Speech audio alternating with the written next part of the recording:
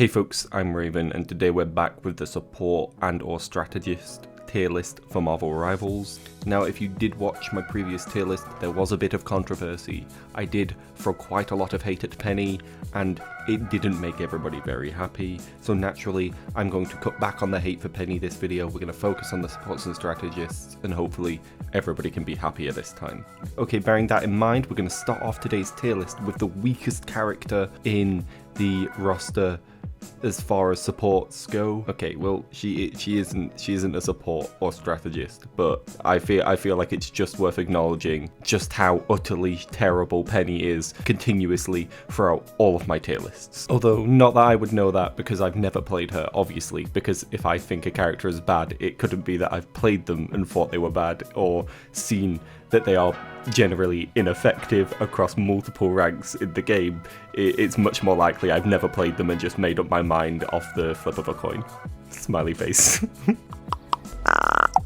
Okay, jokes aside, I do not make these tier lists off of just my own opinion. I look to inform myself off of multiple sources. I will speak to the Discord community, I will look at how well they've performed across the community in the beta, and sometimes the alpha if there weren't any changes to the character, and generally do like to educate myself on them. I have also played every single character in the game.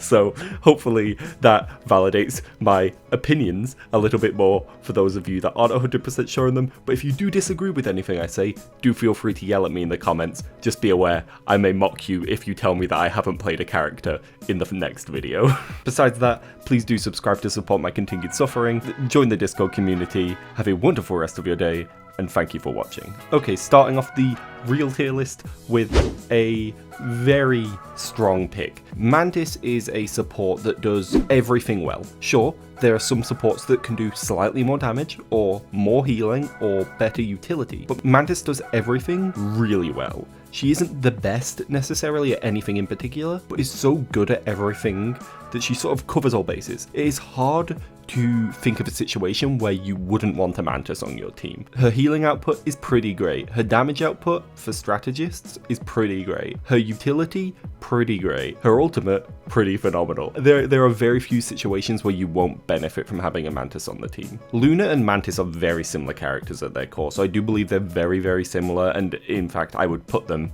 both in S tier. Mantis is probably slightly better. The way I would explain that is that Luna is better at more things, but has more weaknesses. Luna is slightly more mobile. They both have a stun, but Mantis is slightly better. They both do a lot of healing. Luna can do a bit more damage though. So it's like, honestly, it might just be that I'm like overcompensating for the fact that I know I'm going to be biased towards Luna because my partner mains her. Either way, the argument of who is better doesn't matter. They're both S tier, and I would happily have them both or either of them on my team in almost every single situation you can imagine. Both Mantis and Luna, phenomenal picks. Both of them the most supports you can think of, but amazing either way. You're going to notice a pattern here. A lot of the supports in Marvel Rivals are incredibly powerful. I would only say 2 of them aren't overly strong, but we've got another strong one first. Rocket. Whilst he is strong in a different way from Mantis and Luna,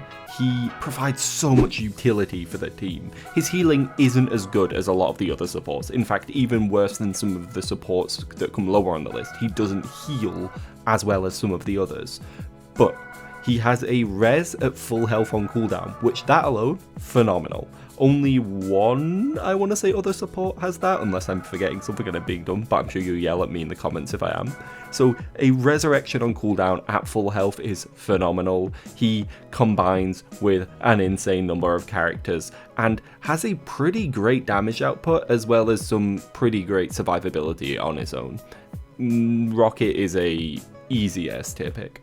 Adam Warlock is a character that is probably best described as having really strong highs and some really low lows. Some of the strong highs, the ability to resurrect his entire team, phenomenal. His passive, giving himself a second life, phenomenal. The ability to give Mantis and Star-Lord a second life, also insane. I can't believe I haven't heard more people speaking about that in general. The fact that you can have both supports have 2 lives means the supports on your team, if you're running Adam and Mantis together, are an incredibly sticky duo that are hard to get rid of. Between Mantis being able to CC and do decent damage and Adam having really high damage, the 2 of them together, if playing well as a duo, very, very strong. However, he does have some downsides. His healing is on a cooldown. It isn't like, say, Loki, Jeff, and some of the other characters where they can heal continuously if they would like to. He does need to take a break because it is a cooldown, which also means if you are taking a lot of damage as a team, you will run out of healing. Let's say we're in a situation where your other support gets picked off and you are the only support left alive, you're forced into a team fight that's unideal for your team, which will happen at all ranks. You will probably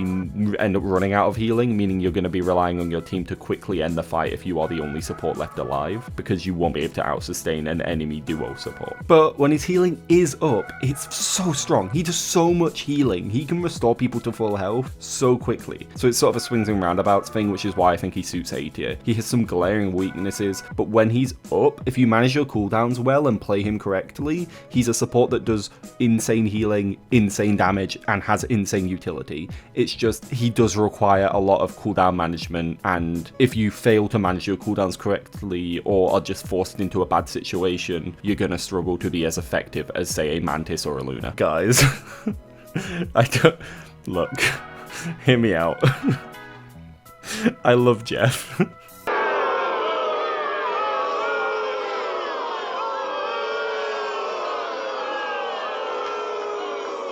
You suck! He's my boy. In fact, in the beta, I was a Doctor Strange Jeff main probably by play hours. I love him. But he's not good. my little boy, my little sweet man, he's just awful. Look, he doesn't offer enough and is very diveable. Jeff has some cool little tricks, but diving under the ground and zigzagging away from enemies doesn't work if the enemies can aim. And his healing, whilst fine, is only ever exceptional if, like, your entire team is in a ball on top of each other.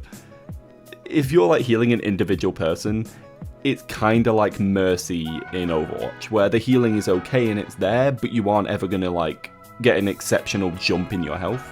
It's just sustained healing. His health kits are good.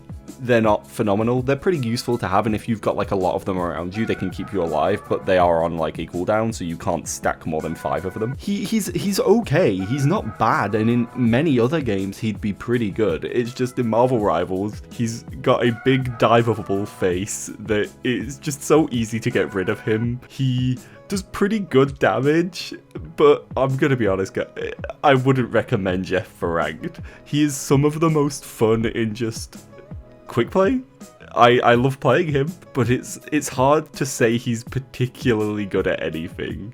His utility is non-existent. His healing is good. His damage is good. His ultimate's pretty great, but like he's no Mantis or Luna. I'm gonna be honest. I love him. Please don't be angry at me.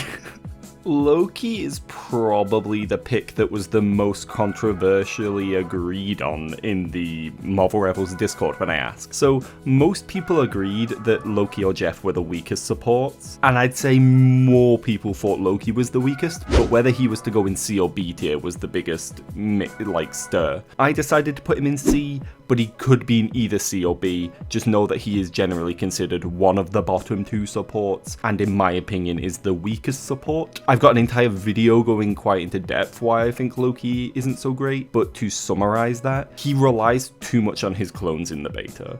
He has too much pressure to have his clones up and landing his healing or damage from them consistently, and because they're firing from a different position from him, outside of situations where you make yourself a turret, they often won't land shots accurately, making his damage and healing numbers inconsistent. His kit is a bit of a mess. He's a support, but he gets bonus backstab damage, so are you meant to be, supporting your team, or are you meant to be playing off support and sort of flanking to deal damage? In which case, you need to flank and set up your clones and then go invisible usable to backstab someone to finish them off, or he's a bit of a mess in that way as well. He does have some really good utility. His ultimate is phenomenal, and his ability to turn damage into healing with his green little platforms he places down, also very strong. He's very close to being an S tier support. He's just spread too thin at the moment, and because of that I sort of decided to put him in C tier. And that brings my support tier list to a close. In S tier we've got Mantis, Luna and Rocket. In A tier we've got Adam.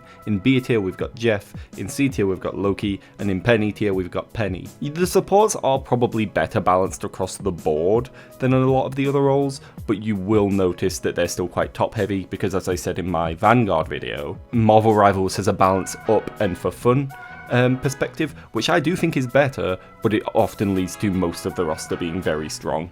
That's okay, I prefer it that way. I'd way rather have a bunch of very strong characters rotating in and out of being overpowered than a bunch of very boring, unplayable characters. But that's just my opinion. And so was all of this video. So if you disagree with anything, yell at me in the comments. If you didn't disagree with anything, you should subscribe and join my Discord, because that means we are the same person, and that is weird, but you know what? Let's make an echo chamber so I can make myself feel really smart in there. I want a cult of followers that agree with every word I say.